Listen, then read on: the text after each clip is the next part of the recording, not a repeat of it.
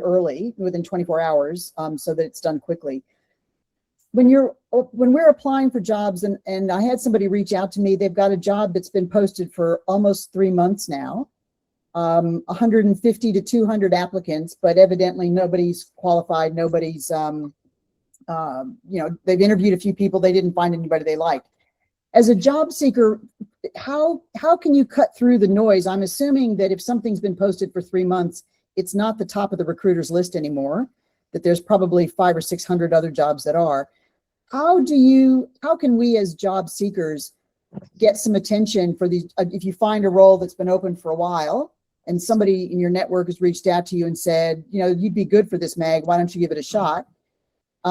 Just applying, I'm not keen on being number 450 out of 450 applicants, but how can we get the recruiter's attention? Or is that a red flag that maybe it's not a real job if the recruiters are still advertising it for 3 months and it still hasn't been filled yet? Yeah, really good question, Margaret. And just as a clarification, the comment about speed of response was particularly in relation to contract roles. Yes. And it would be unlikely, I think, for a contract role to still be open for that length of time. Those are predominantly permanent positions. Yep. It is a bit baffling. Why?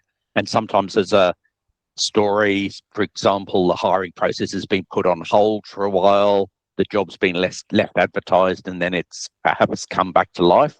So, organizations are typically not going to be recruiting continually and interviewing people for that period of time. It does become a numbers game, I think, in those situations that if a job is very suitable, it could be that you just happen to have stumbled on when it's come back to life again. And if that's when you apply, that could be fortunate. If you have any connections at the organization, if it's an end client that you can reach to directly and ask clear questions. This job seems to have been out for a while. Yep. I'm very interested. Is there a story? And you do, as I said, sometimes see that justification of, it was put on hold. Yep. It's now become live again. But generally, if there's hundreds and hundreds of candidates, I think it would be naive to think that that wouldn't impact your ability to be successful, but there's nothing to lose by applying. Okay. As well. Thanks, Richard. Fantastic, MG. Happy Friday, Wayne. How are you? Happy Friday. Thanks, Trevor. I'm good. Richard, I just wanted to ask a question about what you think about recruiters being upfront to the candidates. I've got a little story to tell, I guess, about something happened to me in the last couple of weeks, and what you would think about it. I was contacted about a contract role about 3 weeks ago. I was told I would be put forward at a certain rate. Followed up 2 weeks ago to find out what was going on. They said they were waiting for a date to put forward the names. Followed up this week, and I was told that the names had been put forward. And I thought something was a bit off about what they'd said, and I asked, well, did that mean my name was put forward?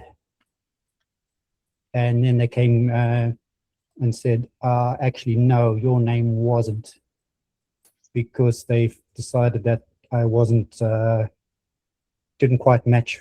Now, I don't mind that, but it would have been nice to have been told at the beginning of the process that I didn't match, instead of waiting 3 weeks and asking him outright.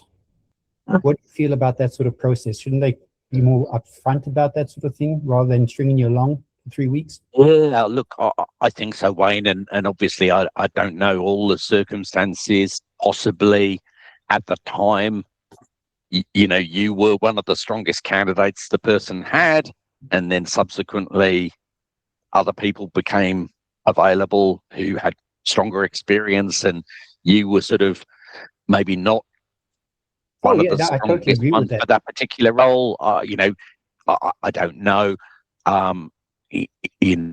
to have told